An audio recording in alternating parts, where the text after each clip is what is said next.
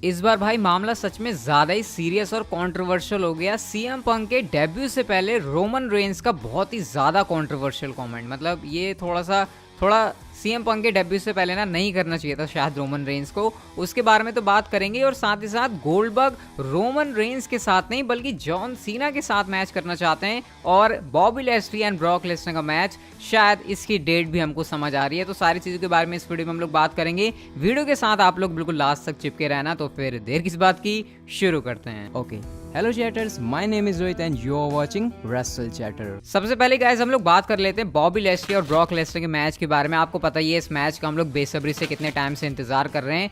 हाँ, उम्मीदें थी हमारी कि शायद हमको इस साल समर स्लैम के अंदर ही देखने को मिल जाएगा, लेकिन फिलहाल तो हमको आपको पता है गोल्डबर्ग वर्सेस बॉबी लैस्ली के मैच से काम चलाना पड़ेगा। तो अभी रिसेंटली बॉबी लैस्ली से ही सवाल पूछा जाता है कि भैया ब्रॉक लेसनर के साथ मैच के तुम्हारे क्या प्लान्स है, तुम तो चाहते हो ना कि तुमको ब्रॉक लेसनर के साथ मैच चाहिए। तो यहाँ पर उन्होंने सिंपली ये कहा कि देखो ब्रॉक लेसनर मेरे लिए कभी भी वापस नहीं आने वाला। ब्रॉक लेसनर बिल्कुल गोल्डबर्ग की तरह है। गोल्डबर्ग की तरह कैसे? क्योंकि गोल्डबर्ग भी हमेशा सिर्फ टाइटल के लिए वापस आता है। तो इसका मतलब कि ब्रॉक लेसनर या तो रोमन रेंस के लिए आएगा या फिर मेरे लिए आएगा, क्योंकि इस टाइम पर एक तो मेरे पास चैंपियनशिप है और या तो रोमन रेंस के पास चैंपियनशिप है। लेकिन मुझे सुनने में आ रहा है कि रेसलमेनिया 38 के लिए रोमन रेंस के लिए रॉक वापस आ रहा है। तो ऐसे में ब्रॉक लेसनर के पास एक ही बंदा बचता है और वो हूँ मैं। तो ऐसे में हमारे पास रेसलमेनिया 38 के लिए दो हेडलाइन करने वाले मैचेस होंगे। एक होगा Roman Reigns versus the rock का, और दूसरा होगा बॉबी लैस्ली वर्सेस ब्रॉक लेसनर का। यानी अभी से जो हमारे बॉबी लैस्ली हैं वो एम कर रहे हैं रेसलमेनिया 38 के लिए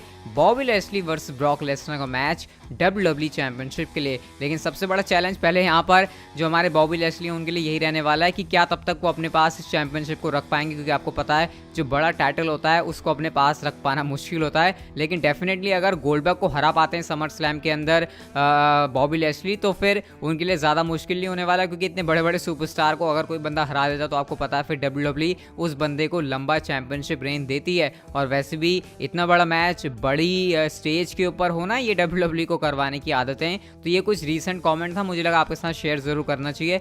और भाई यार जल्दी से करवा दो यार, WWE इतना लंबा इंतजार करवाओ मत तुम, ये बहुत ज़्यादा हो गया। अब इतना इंतजार भी ऐसे सही नहीं रहता। फिर तो ये वही बात हो जाएगी कि इतनी देर में तुमने मैच करवाया, फिर वो मैच हो भी गया, फिर उसको देखने में भी हमको ज़्यादा कुछ मज़ा नहीं आया।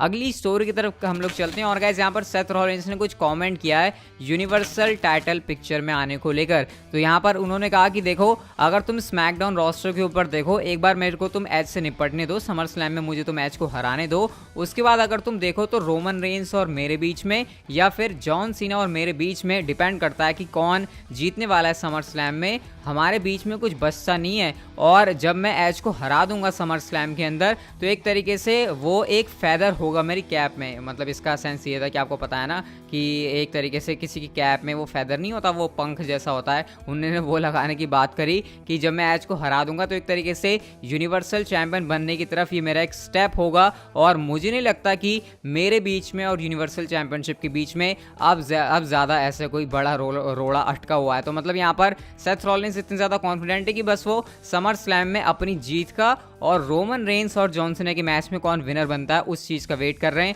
और उसके बाद वो इतने कॉन्फिडेंट है कि उनको 100% कंफर्म ही है कि वही बनने वाले हैं यूनिवर्सल चैंपियन। तो भाई सेथ रॉलिंस का ये वाला एटीट्यूड देखकर काफ़ी अच्छा लग रहा है। लेकिन भाई मुझे तो इस बात के ऊपर डाउट है कि जीतेंगे क्या सेथ रॉलिंस समर स्लैम के अंदर। वैसे हाँ भाई, कल वाली वीडियो नहीं देखी तुमने समर स्लैम की प्रेडिक्शन वाली, तो इसको जाकर देखना जरूर। और हाँ, वहाँ पर तो मैंने तुम्हारे फायदे की बात भी करी है, TSS चैटर्स 15 कोड का यूज़ करके 50% तुमको ऑफ भी मिल जाएगा। इस समय डिस्क्रिप्शन के अंदर भी लिंक है, जाकर WWE मर्चेंडाइज के ऊपर ऑफ भी मिल जाएगा, गिव अवे भी है उसके अंदर। मतलब इस वीडियो के अंदर मैं आपको बता रहा हूँ, बाकी उस वीडियो को जाकर देख लेना, आपको सारी बातें अच्छे से समझ में आ जाएंगी। तो देख लेना उस वीडियो को जाकर, देखा नहीं है तो। बाकी इस वीडियो के डिस्क्रिप्शन में भी लिंक है, TSS चैटर 15 कोड का यूज़ करके आप लोग उस वेबसाइट के ऊपर से डिस्काउंट पा सकते हो सारी मर्चेंडाइज के ऊपर, मास्क वगैरह भी हैं, जाके खरीद सकते हो। तो ये कुछ कहना था यहाँ पर सेथ रॉलिंस का। बाकी आपको सेथ रॉलिंस की बातों के ऊपर कितना ज़्यादा विश्वास है मुझे आप लोग कमेंट सेक्शन में ज़रूर बता सकते हो। नेक्स्ट स्टोरी की तरफ गाइस हम लोग चलते हैं। और जिंदर महल ने एक ऐसी चीज़ के ऊपर बात करी है जो कि मैं चाह रहा था कि कभी जिंदर महल ज़रा खुलकर इसके बारे में बात करें, तो कभी मैं आपके साथ शेयर करूं इस चीज़ को। तो जिंदर महल ने इस चीज़ के ऊपर बात करी जो फैंस कहते हैं उनको WWE की हिस्ट्री का वर्स्ट चैंपियन। अब आपको पता है जिंदर महल को कहते हैं कि इससे घटिया चैंपियन WWE की हिस्ट्री में आज तक नहीं रहा है। तो इसके ऊपर जिंदर महल ने कमेंट किया कि देखो लोग मुझे अभी तक का सबसे बेकार चैंपियन कहते हैं और इसके पीछे सबसे बड़ा रीज़न ये है कि वो ये कहते हैं कि मुझे चैंपियन सिर्फ इस वजह से बनाया गया था ताकि इंडिया के अंदर मार्केटिंग की जा सके। लेकिन उन्होंने ये कहा कि भाई देखो जब मैं चैंपियन नहीं भी था तब भी इंडिया के अंदर WWE की मार्केटिंग की जाती थी, इंडिया के अंदर WWE लाइव आती थी, मैं चैंपियन बना तब भी लाइव आती थी। तो सिर्फ इस रीज़न को आगे पुश कर दिया जाता है और जो मेरे सारे एफर्ट्स थे उसको छुपा दिया जाता है। तो इसलिए मुझे कहा जाता है कि भाई तुम जो है अभी तक के सबसे घटिया चैंपियन थे, कोई भी बंदा मेरे एफर्ट्स को नहीं देखता। और जब तुम इस चीज़ को आगे पुश कर देते हो, मतलब एक तरीके से तुम जब इस चीज़ को आगे ले आते हो कि सिर्फ मार्केटिंग करने की वजह से मुझे चैंपियन बनाया गया था, तो फिर इस चीज़ को कोई देखता ही नहीं है कि मैंने क्या एफर्ट लगाए थे। और जब वो कोई इस चीज़ को देखता नहीं है तो फिर भाई इस रीज़न की वजह से हर कोई यही मान लेता है कि भाई मेरे को तो सिर्फ मार्केटिंग की वजह से चैंपियन बनाया था और इसलिए मेरे सारे कोई एफर्ट देखता नहीं है। तो ये यहाँ पर जिंदर महल का कुछ एक्सप्लेनेशन था और मैं कह सकता हूँ कुछ हद तक की बात सही भी है, क्योंकि एक तो फैंस की तरफ से नेगेटिव रिएक्शन जब किसी बंदे को क्राउड के अंदर मिलने लग जाता है तो फिर वैसे भी उसको अच्छा चैंपियन नहीं माना जाता। और क्योंकि आपको पता है उनका जो गिमिक था वो एक तरीके से एंटी अमेरिकन वाला था, तो उस वजह से भी उनको काफ़ी ज़्यादा नेगेटिव रिएक्शन मिलता था। तो कुल मिला के थिंग्स भी मैं कह सकता हूँ फेवर में नहीं गई थी जिंदर महल के। तो मैं यही कहना चाहूँगा यहाँ पर इसके बारे में, इतना घटिया भी नहीं थे जिंदर महल एज चैंपियन, लेकिन जितना ज़्यादा वो बेकार दिखने लगे थे टेलीविजन के ऊपर, मेरा तो ओवरऑल इसके ऊपर यही ओपिनियन है। बाकी इसके बारे में आप क्या कहना चाहोगे कमेंट सेक्शन में आप लोग मुझे ज़रूर बता सकते हो। हम लोग चलते हैं अपनी अगली स्टोरी की तरफ। तो गाइस गोल्डबर्ग से पूछा जाता है, आपको बताया ना इस समय WWE ऐसा ट्रेंड चला रही है कि क्या तुम टीम सीना हो या फिर तुम टीम रोमन हो। तो गोल्डबर्ग से पूछा जाता है कि भैया तुम बताओ तुम क्या टीम सीना हो या फिर तुम टीम रोमन हो। तो यहाँ पर गोल्डबर्ग ने एकदम स्वैग में कहा, ना मैं टीम सीना हूँ ना मैं टीम रोमन हूँ, बल्कि मैं दोनों बंदों को अपना ओपोनेंट देखता हूँ, मैं दोनों बंदों को अपना विक्टिम देखता हूँ, फ्यूचर विक्टिम देखता हूँ। मैं दोनों बंदों का फैन ज़रूर हूँ, दोनों ने काफ़ी कमाल की परफॉर्मेंस दी है, लेकिन दोनों को फिर भी मैं अपना ओपोनेंट ही देखता हूँ। और मेरे कॉन्ट्रैक्ट के अंदर अभी 2 मैचेस और बाकी हैं लैशली से निपटने के बाद। इस बात को भी गोल्डबर्ग ने यहाँ पर कंफर्म कर दिया। लेकिन गाइस अगर मैं आपसे कहूँ कि किस एक बंदे का नाम गोल्डबर्ग ने लिया होगा Roman Reigns and John Cena में से कि वो किससे लड़ना चाहेंगे, तो मैं तो सोचता है यहाँ पर कि उन्होंने रोमन रेंस का नाम लेना चाहिए, क्योंकि ऑब्वियसली रोमन रेंस से ज़्यादा उनकी लड़ने की चुल थी ना, क्योंकि पास में आपको पता है एक मैच उनका रोमन रेंस के साथ होते होते भी रह गया था। लेकिन उन्होंने यहाँ पर जॉन सीना का नाम लिया कि वो जॉन सीना के साथ एक मैच करना चाहेंगे। रोमन रेंस का नाम यहाँ पर उन्होंने नहीं लिया, जो कि मेरे ख्याल से एक तरीके से शॉकिंग है, क्योंकि उनका जो सन है वो भी रोमन रेंस के साथ गोल्डबर्ग का एक मैच देखना चाहता है। तो ये थोड़ा सा इंटरेस्टिंग था। तो रोमन रेंस की साइड भी नहीं है वो, ना ही जॉन सीना की साइड है, लेकिन उन्होंने ये ज़रूर कहा कि हाँ अगर मौका मिलता है तो मैं जॉन सीना के साथ ज़रूर एक मैच करना चाहूँगा। वैसे भी कॉन्ट्रैक्ट के अंदर उनके 2 मैचेस और अभी बाकी है लैशली के साथ लड़ने के बाद भी। तो देखते हैं इन 2 मैचेस के अंदर क्या वो matches John Cena and Roman Reigns के साथ होते या फिर नहीं। नेक्स्ट गाइस हम लोग बात करते हैं टोनी खान के ट्वीट के बारे में, और ये वाला ट्वीट पढ़वाना आपको बहुत ज़्यादा ज़रूरी है, क्योंकि हो सकता है कल आपको एक बहुत बड़ा धमाका देखने को मिल जाए। ट्वीट आप लोग देख सकते हो इस समय यहाँ पर आपकी स्क्रीन के ऊपर, I am batting that excitement from the blah blah blah blah blah blah blah.